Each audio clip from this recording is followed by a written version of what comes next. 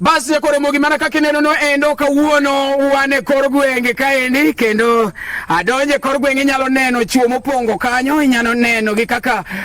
gipongo kanyo no endo gidhi wacho nyingi kachiel an mawuoyo kodi ni an iluonga ni MC Omarinas dhako ngode ni gichake kore kubri ariyo to pod chwako strong tea kata umari chieno jamone mbele chiene mineno to mbele miduge odo jarateng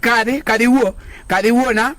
Bas nikwara moga joanga sodo njogamo pugno kabisa I like seji kachiel ungani Raymond Jigombe, one of the best man called Jidware mon gombe rate JPT Dr. Nyafiu rateko kata sinedi ya okasa Raymond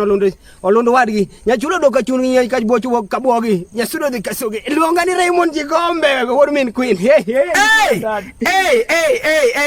noma sana aya koreka wan ne kisa wacho nyingi tibiro ira ka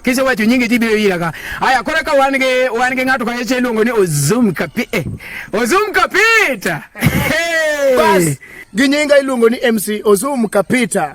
Yeni supplier mar nyithindo manyiri gikunyo bugo takelo pol masitima tarwake tachaka ywai mach digoni pole kwa jali ya kitanda kakoro yukwot asenyumo bole hii Ozum ni mikichaki iluongo ni ateni ang'o machietho dia Mano Ozum Kapita chitho ndie kirenyo kadiboma taro lware moko majodongo duto tewach mani awakalo kanyal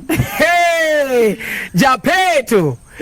Bas Japeto wuona Bas Ami miluonga ni Japeto Pradi wot puna poche aman mano not bound to suffer or suffocate. Lono te man terrible kata bilonge jola Nairobi tetinga kak ni jomorane wiye. To mage jomoran chieth gweno ok mona data ni dai we to break tugre layo mane tie wuode.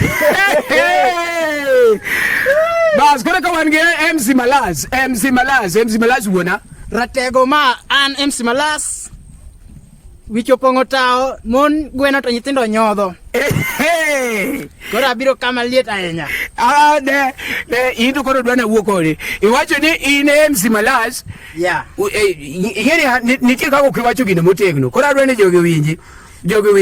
wachna iwacho ni yini luongi ni MC Malaz wicho pongo tao wicho pongo tao ma with young wicho pongo tao se mono se go gi le mokete tao wicho pongo tao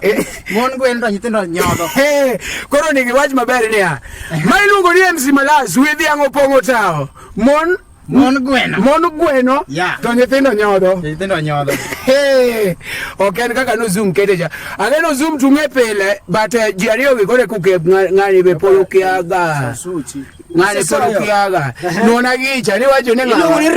MC Raymond Jigombe, one of the best man called Jidware mon gombe dware type JPT Dr. Nyafiu